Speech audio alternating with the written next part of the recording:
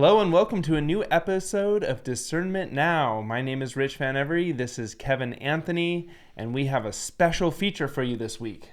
Yeah, we're going to do something we've never done before. We're going to be watching a video of a speech and commenting on it. Now, I have not actually listened to this entire thing, so my reactions are going to be like, I can't believe he just said that.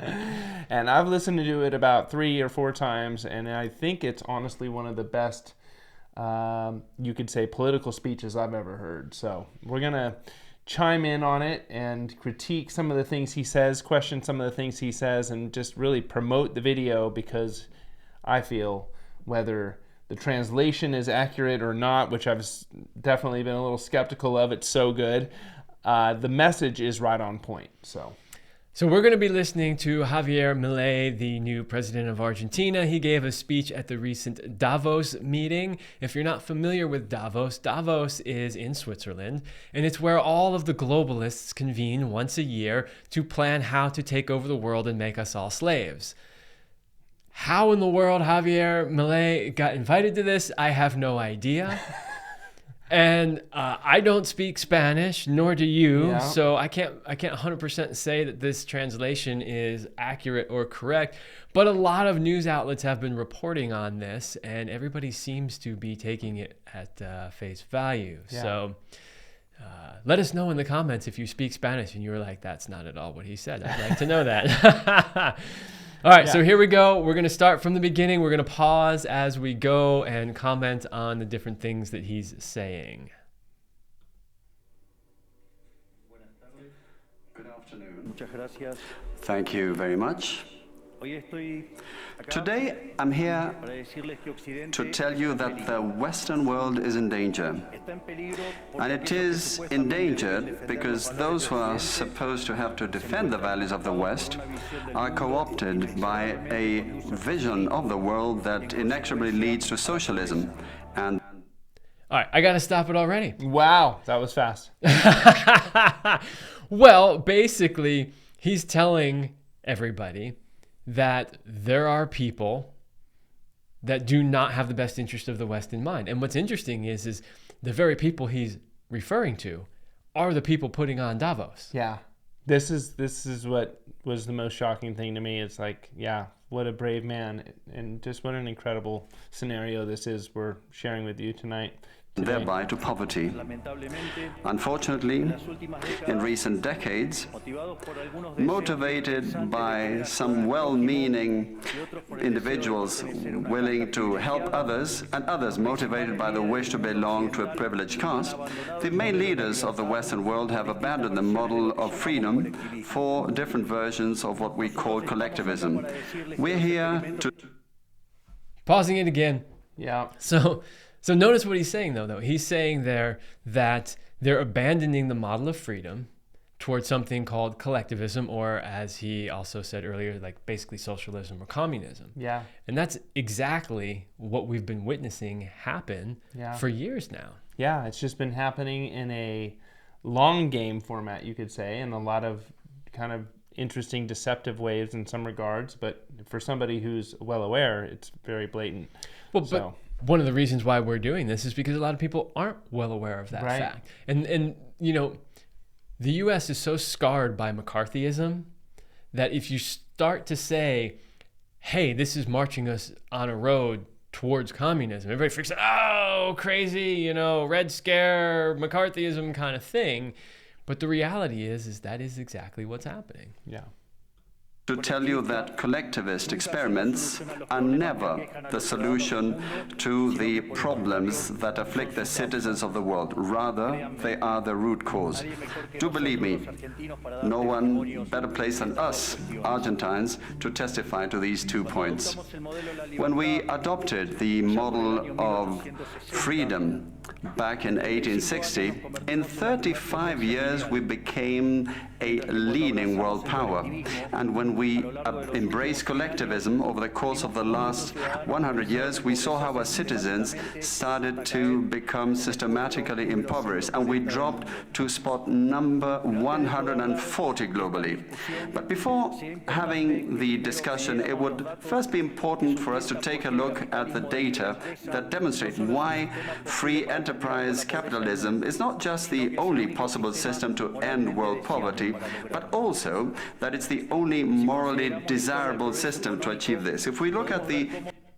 Okay, we got to pause that again. Yeah, that's incredible. Well, he makes a very valid point, and Argentina is not the only country that you can use as an example. Oh, for sure. There are many other countries that you can point to that when they started embracing the socialist/communist system or idea, the quality of life for their citizens went down dramatically. Right. Venezuela is another example of that, yeah. right? So, he's really just talking about what, even from the place of the United States, we've witnessed happen over our lifetimes and over a few generations. So that's a really important point to make. This isn't theoretical. It's something that we actually have watched happen.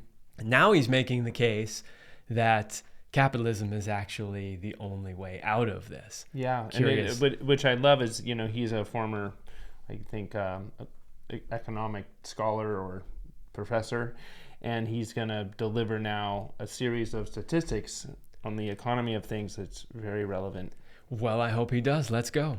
history of economic progress, we can see how between the year 0 and the year 1800 approximately, world per capita GDP practically remained constant throughout the whole reference period. If you look at a graph of the evolution of economic growth throughout the history of humanity, you would see a hockey stick graph, an exponential function that remained constant for 90% of the time and which was exponentially triggered starting in the 19th century. The only exception to this history of stagnation was in the late 15th century with the discovery of the American continent. But for this exception, throughout the whole period between the year 0 and the year 1800, global per capita GDP stagnated.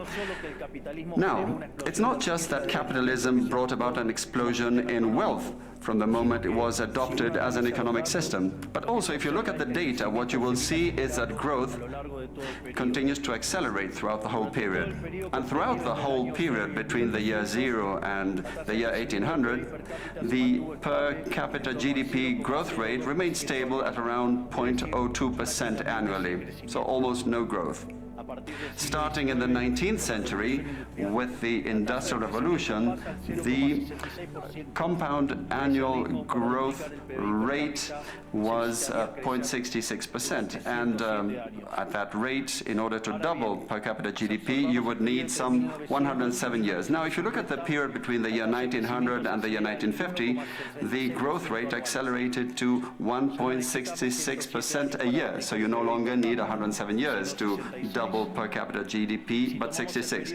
And if you take the period between 1950 and the year 2000, you will see that the growth rate was 2.1%. Again, the CAGR, which would mean that in only 33 years we could double the world's per capita GDP. This trend, far from stopping, remains well alive today. If we take the period between the year 2000 and 2023, the growth rate again accelerated to 3% a year, which means that we could double world per capita GDP in just 23 years. That said, when you look at per capita GDP since the year 1800 and until today, what you will see is that after the Industrial Revolution, global per capita GDP multiplied by over 15 times, which meant a boom in growth that lifted 90% of the global population out of poverty. We should remember that by the year 1800, about 95% of the world's population lived in extreme poverty, and that figure dropped to 5% by the year 2020, prior to the pandemic. The conclusion is obvious. Far from being the cause of our problems, free trade capitalism as an economic system is the only instrument we have to end hunger, poverty, and extreme poverty across our planet. Well, he makes a pretty strong case there. Yeah. He does have the stats to back it up. You know, one thing I would say, because this is a criticism that you'll often get when you try to make this case, people will say, well, look, we live on a finite planet. We can't just keep doubling, you know, our GDP for eternity. That is the climate crisis argument in some respects, And that is true to some extent. But I think the larger point here is not so much how much we grow, but the fact that we continue to grow. And so what the capitalist system, and I'm not saying it's the best system ever invented, but what it does do is foster creativity, innovation, and growth, and it does lift people out of poverty. And when you look at communist countries throughout, you know, history, they've been extremely poor. So, you know, he makes a pretty compelling case for that type of a system. Now, I will say this also about, you know, the US is kind of the shining example of the capitalist system. And people will often point to the problems with the US and the faults of the US to say, look, this system doesn't work. The only reason it doesn't work is because we don't actually have free market capitalism in the US. We have a very bastardized system that is more accurately termed, you know, a corporate oligarchy, or corporatism, or basically fascism, which is the merger of state and corporate powers. So that's really the system that we're working with, a very corrupt, bastardized version. And then that doesn't work because the government is over-regulating, because the corporations and the government are in collusion. Collusion.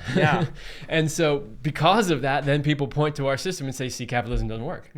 Yeah, and I think there's varying degrees of this throughout other countries and situations, but the more developed a nation becomes, the more prone it is for this kind of, and that's what America's been the leader in some respects for freedom and some of these things. Our forefathers expected our system to last about 50 years before it needed to be revamped. It's been over 200. So it's incredible what the Constitution has represented, and I just feel that what he's saying here is really like flipping the whole agenda of what the World Economic Forum is actually doing versus what they're meant to be doing. You know, because he's saying, like, here's a way to prosperity versus...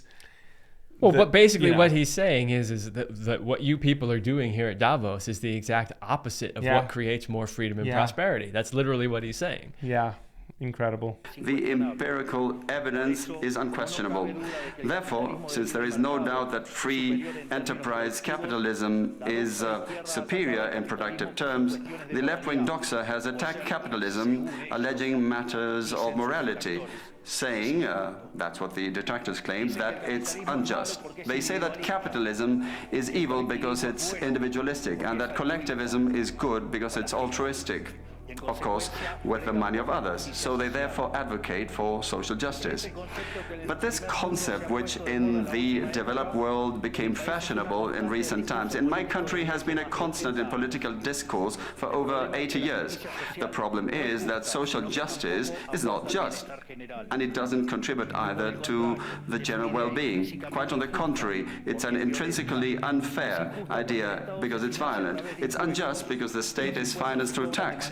And taxes are collected coercively. Or can any one of us say that they voluntarily pay taxes? Which means that the state is financed through coercion, and that the higher the tax burden, the higher the coercion, and the lower the freedom.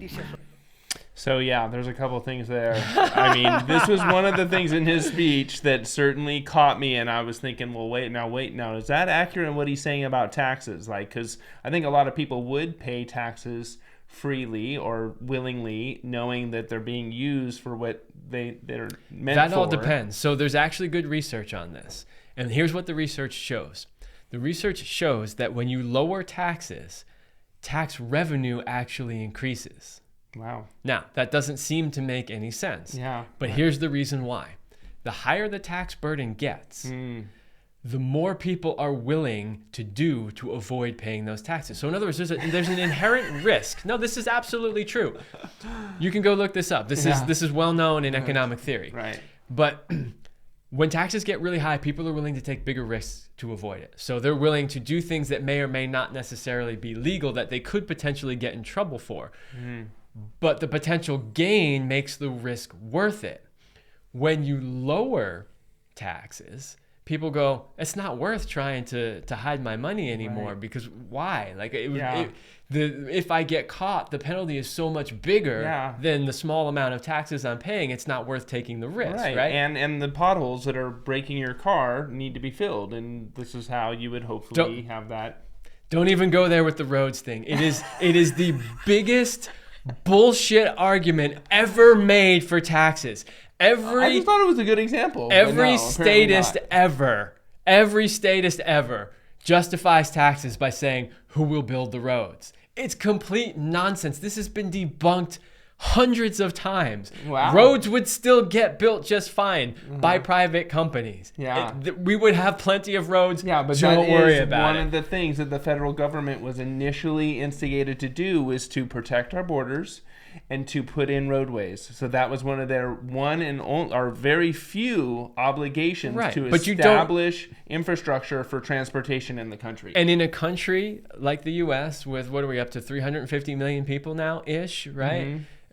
You don't need to pay much taxes but it's still for security, military, and basic services. The reason why taxes are so high is because most of that money is going into the pockets of corrupt politicians and corporations. We're sending it abroad to other countries and then funneling it back into the pockets of the politicians. And so if you were to eliminate all of that, pare government down to just what it's actually supposed to be doing, you could significantly cut people's tax burden. When you do that, people would suddenly go, yeah, I don't mind paying, that 5%, 10%, whatever it is. But when it's 20, 30, 40%, you're just like, no way, man. Well, I think that would have been a worthwhile, additional 5 seconds or 10 maybe to his speech to maybe contextualize what he was saying about taxes, because it threw me off a little bit, and that was one of the only things I thought, I don't quite fully understand the point he's making there.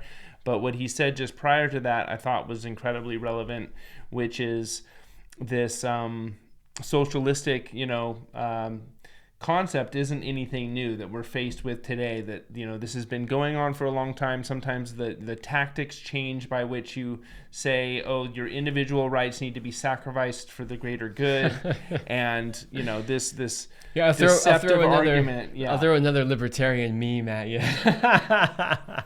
Yeah, so your freedom is the greater good. Yeah. It is the greater good. When somebody tells you have to sacrifice your freedom and the product of your labor for the greater good, they're lying to you. When you have more money in your pocket, right? When you have more freedom, that is the greater good. Yeah. Literally. Yeah. But they will use fear and they will use deception to try and convince you out of that. So don't ever let them. Those who promote social justice, the advocates, start with the idea that the whole economy is a pie that can be shared differently. But that pie is not a given. It's wealth that is generated in what Israel Kirzner, for instance, calls a market discovery process. If the goods or services offered by a business are not wanted, the business will fail unless it adapts to what the market is demanding. If they make a good quality product at an attractive price, they will do well and produce more. So the market is a discovery process in which the capitalists will find the right path as they move forward. But if the state punishes capitalists when they're successful and gets in the way of the discovery process, they will destroy their incentives, and the consequence is that they will produce less, the pie will be smaller, and this will harm society as a whole. Collectivism, by inhibiting these discovery processes and hindering ensuring the appropriation of discoveries, ends up binding the hands of entrepreneurs and prevents them from offering better goods and services at a better price. So how come? He's absolutely right about that. Yeah. There is somebody I've been following for years, a guy named Simon Black, who has an organization called Sovereign Man, and he's been writing about this for probably a decade, taking historical examples of really thriving, prospering economies, whether they were cities or countries, depending on the time period, and showing that once government comes in, starts regulating it, the corruption starts, it just absolutely destroys the productivity and basically destroys the market. Yeah. That academia, international organizations, economic theory, and politics demonize an economic system that has not only lifted out of extreme poverty 90% of the world's population, but has continued to do this faster and faster. And this is morally superior and just. Thanks to free trade capitalism, it is to be seen that the world is now living its best moment. Never in all of mankind's or humanity's history has there been a time of more prosperity than today. This is true for all. The world of today has more freedom, is rich, is more peaceful and prosperous. And this is particularly true for countries that have more freedom and have economic freedom and respect the property rights of individuals, because countries that have more freedom are 12 times richer than those that are repressed, and the lowest decile in terms of distribution in free countries are better off than 90% of the population of repressed countries. And poverty is 25 times lower, and extreme poverty is 50 times lower. And citizens in free countries live 25% longer than citizens in repressed countries. Now, what is it that we mean when we talk about libertarianism? And let me quote the words of the greatest authority on freedom in Argentina, Professor Alberto Venegas Lynch Jr., who says that libertarianism is the unrestricted respect for the life project of others, based on the principle of non-aggression, in defense of the right to life, liberty, and property.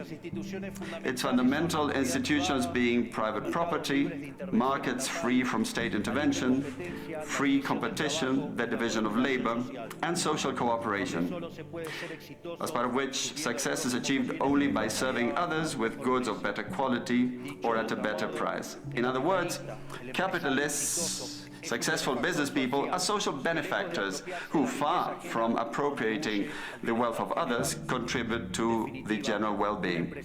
Ultimately, a successful entrepreneur is a hero. And this is the model that we are advocating for the Argentina of the future, a model based on the fundamental principles of libertarianism, the defense of life, of freedom, and of property. Now, if free enterprise capitalism and economic freedom have proven to be extraordinary instruments to end poverty in the world, and we are now at the best time in the history of humanity, it is worth asking why I say that the West is endangered. And I say this precisely because in those of our countries that should defend the values of the free market, private property, and the other institutions of libertarianism, sectors of the political and economic establishment, some due to mistakes in their theoretical framework and others due to a greed for power, are undermining the foundations of libertarianism, opening up the doors to socialism and potentially condemning us to poverty, misery, and stagnation. It should never be forgotten that socialism is always and everywhere an impoverishing phenomenon that has failed in all countries where it's been tried out. It's been a failure economically, socially, culturally, and it also murdered over 100 million human beings. The essential problem in the West today is not just that we need to come to grips with those who, even after the fall of the Berlin Wall and the overwhelming empirical evidence, continue to advocate for impoverishing socialism. But there's also our own leaders, thinkers, and academics who, relying on a misguided theoretical framework, undermine the fundamentals of the system that has given us the greatest expansion of wealth and prosperity in our history. The theoretical framework to which I refer is that of neoclassical economic theory, which designs a set of instruments that unwillingly, or without meaning to, ends up serving the intervention by the state, socialism, and social degradation. The problem with neoclassicals is that the model they fell in love with does not map reality, so they put down their mistakes to supposed market failures rather than reviewing the premises of the model. On the pretext of a supposed market failure, regulations are introduced which only create distortions in the price system, prevent economic calculus, and therefore also prevent saving, investment, and growth. Notice what he just said there. Yeah. All right. Very big point. So this is the classic problem reaction solution. They create a problem. The problem is the socialist system. Yeah. Then when that doesn't work, they blame it on something else. Yeah. And then they tell you you need more socialism. Right? That's basically how it works. And you see that too here in the US, even in our system. Yeah. You know, they will create massive inflation. Yeah. And then they'll tell you that they need more government intervention to battle the inflation. Yeah. But it was the government intervention that created the inflation to begin with. Yeah. Right? So it's that problem reaction solution. They create a problem, they wait for your reaction, and then they give you their solution, which is really just more of the problem. Yeah, it's super important. One other thing was, you know, what he was just mentioning before that, I feel like it's just such an important definition of socialism for people, you know, because a lot of people have come to the, you know, belief that socialism is a good thing and that it does work. And just like the word democracy, it's a loaded word. It's like, you know... Well, because they've convinced the young generation that socialism means you're going to get free education, free health care, like a job where you won't have to work that much. They're going to give you a car, a house. Like, you're going to have everything you ever needed, and you'll get to stay home and play video games. Yeah. So that's what they've convinced them. So this is one of the discernment tips I feel is so critical, is that not only are they changing definitions of things, a lot of times it's important that definitions of these terms that we become so familiar with need to be re-established or reiterated into clarity so that we get what we're talking about when we say certain things. Totally. I mean, you said another hot one, which was democracy. I mean, they're always throwing the word democracy around. Right. Right. They'll tell you that throwing Trump off the ballot is protecting democracy when it's actually the exact opposite of democracy. Whether you like the man or not, whether you agree with him or not, a free and fair election allows everybody to compete. And if the people want him on the ballot, he gets on the ballot. Right. State intervening is literally preventing democracy. And by the way, I've said this many, many times. I'm sure I've said it on this show at some point. Yeah. The United States was not founded as a democracy. Right. I don't know how many times we have to say this, and I say this, and it still blows people's minds. We were founded as a constitutional republic. Why? Because our founders described democracy as two wolves and a sheep deciding what's for dinner, meaning it's mob rule. 51% of the people decide the other 49% should die, they die. They didn't want that to happen, so they did not create a democracy, they created a constitutional republic. Which is why it's one of the most brilliant documents ever developed. This problem lies mainly in the fact that not even supposedly libertarian economists understand what the market is, because if they did understand, it would quickly be seen that it's impossible for there to be something along the lines of market failures. The market is not a mere graph describing a curve of supply and demand. The market is a mechanism for social cooperation where you voluntarily exchange ownership rights. Therefore, based on this definition, talking about a market failure is an oxymoron. There are no market failures. If transactions are voluntary, the only context in which there can be a market failure is if there is coercion. And the only one that is able to coerce generally is the state, which holds a monopoly on violence. Consequently, if someone considers that there is a market failure, I would suggest that they check to see if the state intervention involved. And if they find that that's not the case, I would suggest that they check again, because obviously there's a mistake market failures do not exist. An example of these so-called market failures described by the neoclassicals are the concentrated structures of the economy. However, without increasing returns to scale functions, whose counterpart are the concentrated structures of the economy, we couldn't possibly explain economic growth since the year 1800 until today. Isn't this interesting? Since the year 1800 onwards, with population multiplying by 8 or 9 times, per capita GDP grew by over 15 times. So there are growing returns, which took extreme poverty from 95% to 5%. However, the presence of growing returns involves concentrated structures, what we would call a monopoly. How come then that something that has generated so much well-being for the neoclassical theory is a market failure? Neoclassical economists think outside of the box. When the model fails, you shouldn't get angry with reality, but rather with the model and change it.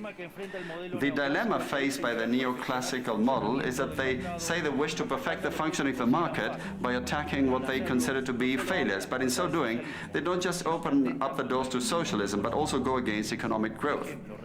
An example, regulating monopolies, destroying their profits and destroying growing returns automatically would destroy economic growth. In other words, whenever you want to correct a supposed market failure inexorably, as a result of not knowing what the market is, or as a result of having fallen in love with a failed model, you are opening up the doors to socialism and condemning people to poverty. However, faced with the theoretical demonstration that state intervention is harmful, and the empirical evidence that it has failed couldn't have been otherwise, the solution to be proposed by collectivists is not greater freedom, but rather greater regulation, which creates a downward spiral of regulations until we're all poorer and the life of all of us depends on a bureaucrat sitting in a luxury office. Given the kind of sounds like where we are today. Yeah, yeah. The dismal failure of collectivist models and the undeniable advances in the free world, socialists were forced to change their agenda. They left behind the class struggle based on the economic system and replaced this with other supposed social conflicts which are just as harmful to life as a community and to economic growth. The first of these new battles was the ridiculous and unnatural fight between man and woman. Libertarianism already provides for equality of these sexes. The cornerstone of our creed says that all humans are created equal, that we all have the same unalienable rights granted by the Creator, including life, freedom, and ownership. All that this radical feminism agenda has led to is greater state intervention to hinder the economic process, giving a job to bureaucrats who have not contributed anything to society. Examples, ministries of women or international organizations devoted to promoting this agenda. Another conflict presented by socialists is that of humans against nature, claiming that we human beings damage the planet, which should be protected at all costs, even going as far as advocating for population control mechanisms or the bloody abortion agenda. Unfortunately, these... Yeah, wow. This guy just absolutely laying it down. I mean... Indeed. I mean, this is going into the Me Too movement stuff. I mean, there's any kind of feminist, feminism movement, which does sound like it had some legitimacy. I fell for it back in the day. But that's another problem, reaction, solution example right there. Feminism is a whole can of worms because what you see today isn't the original intent. In fact, the original feminists despised what it became later on. But without going into that, what he's really saying here is he's pointing out the social agendas that are being used to divide us. Right. And he's using that as one example, but that's not the only example. And crush the economy, right. Race, religion, sex. Yeah. right? Political views. Yeah. These are all things that are being used in this same way to basically divide and conquer. Yeah, and the climate crisis. Well, that's another Supposed- great point yeah. that he brings up as well, that in the false divide, there's us against nature. Mm-hmm. Well, there can't be us against nature Yeah. because we are part of nature. Right. It's all one thing. It's not Yeah. separate. Yeah. Right. And I like the fact that he brings out the point that, you know, it's so important to save the environment that we even have to kill a bunch of people. Yeah. That literally makes zero sense when you understand that that is nature. So you're killing nature to save nature. Yeah, there's been so many inventions that have been black shelved, which is basically not allowed into the public eye, that would have reduced our energy Reduced our consumption. energy needs, reduced our emissions, everything. Everything. It could have revolutionized the world, and maybe Yeah. someday will. But Yeah. So his whole thing though about libertarianism, what it stands for, simplifying it, that's another one of those definitions, and I think just important topics that we gotta keep in the forefront of moving forward. Harmful ideas have taken a strong hold in our society. Neo-Marxists have managed to co-opt the common sense of the Western world, and this they have achieved by appropriating the media, culture, universities, and also international organizations.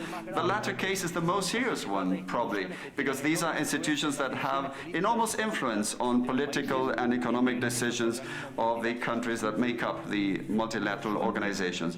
Fortunately, there's more and more of us who are daring to make our voices heard, because we see that if we don't truly and decisively fight against these ideas, the only possible fate is for us to have increasing levels of state regulation, socialism, poverty, and less freedom, and therefore will be having worse standards of living. The West has unfortunately already started to go along this path. I know to many it may sound ridiculous to suggest that the West has turned to socialism, but it's only ridiculous if you only limit yourself to the traditional economic definition of socialism, which says that it's an economic system where the state owns the means of production. This definition, in my view, should be updated in the light of current circumstances. Today, states don't need to directly control the means of production to control every aspect of the lives of individuals.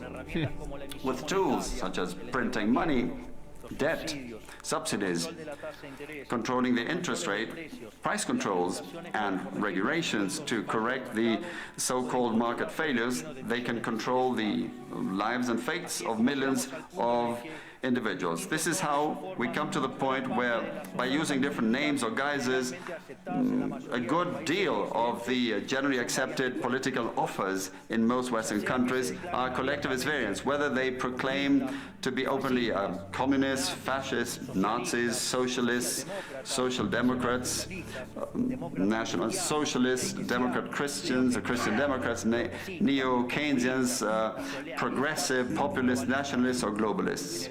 At bottom, there are no major differences. They all say that the state should steer all aspects of the lives of individuals. They all defend a model contrary to that one which led humanity to the most spectacular progress in its history.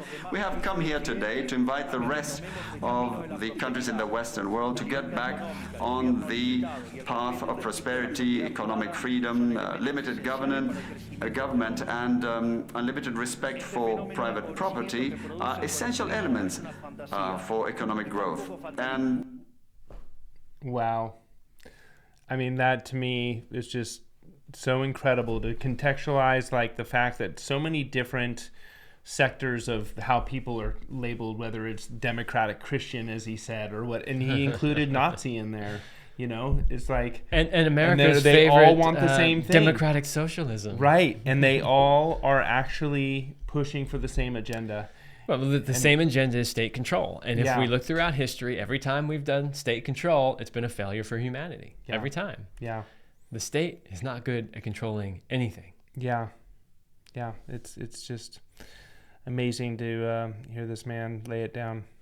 The impoverishment produced by collectivism is no fantasy, nor is it an inescapable fate. But it's a reality that we Argentines know very well. We have lived through this, we have been through this, because as I said earlier, ever since we decided to abandon the model of freedom that had made us rich, we have been caught up in a downward spiral, as part of which we are poorer and poorer day by day. So this is something we have lived through, and we are here to warn you about what can happen if the countries in the Western world that became rich through the model of freedom stay on this path of servitude. The case of Argentina is an empirical demonstration that no matter how rich you may be, or how much you may have in terms of natural resources, or how skilled your population may be, or educated, or how many bars of gold you may have in the central bank, if measures are adopted that hinder the free functioning of markets, free competition, free price systems, if you hinder trade, if you attack private property, the only possible fate is poverty. Therefore, in concluding, I would like to leave a message for all business people here and for those who are not here in person but are following from around the world. Do not be intimidated either by the political class or by parasites who live off the state. Do not surrender to a political class that only wants to stay in power and retain its privileges. You are social benefactors, you're heroes, you're the creators of the most extraordinary period of prosperity we've ever seen. Let no one tell you that your ambition is immoral. If you make money, it's because you offer a better product at a better price, thereby contributing to general well-being. Do not surrender to the advance of the state. The state is not the solution. The state is the problem itself. You are the true protagonists of this story. And rest assured that as from today, Argentina is your staunch, unconditional ally. Thank you very much. Well, there you go, huh? Yeah. I loved how he said the state is not the solution. And this is something that I've been saying for many, many, many years. Government cannot solve your problems because government is the cause of your problems. Right. I didn't invent that, by the way. Others have said it. But Well, it fits in perfectly with the problem, reaction, solution model that they love to play. Yeah, so what an incredible delivery. I think at the very end he says something like "stay free" or "live free, damn it." Or he's just really done, I think, a blessing to us all. It gave me a little glimmer of, deeper faith and hope that when you empower the people, and we do have, the numbers on our side, that there is hope that, we can turn this around at some point someday. Because like we were talking before we started tonight, Kevin, you were saying that, most of the politicians they're part of the problem. They've sold their soul into the system. Yet that doesn't discount the fact that we, the people, as long as we look out for one another, share this information, and act with conviction, can actually make a difference. Yeah, well, people just need to wake up. They've been sold a bunch of lies, and at some point, hopefully they will wake up and realize that they're a bunch of lies, and then they'll take action and do something, which is what we're trying to do by doing these shows, which is empower you to wake up and do something about it. And let's also hope that Javier here stays alive, because you don't get up in front of the World Economic Forum and blast them and survive generally. So let's hope he makes it. Yeah, I don't think he's going to be invited back. That was a headline I saw. But he is pretty much now a living legend. And thank you so much, Javier. All right. Well, there you go. That's the speech. That is our thoughts on it. I hope that you learned something. And if you didn't really understand everything he said in that speech, either watch this video again or just go find this video of Javier on the internet and just watch it and really listen to what he's saying. Yeah, super valuable. So until next time, stay free, stay healthy, and God bless.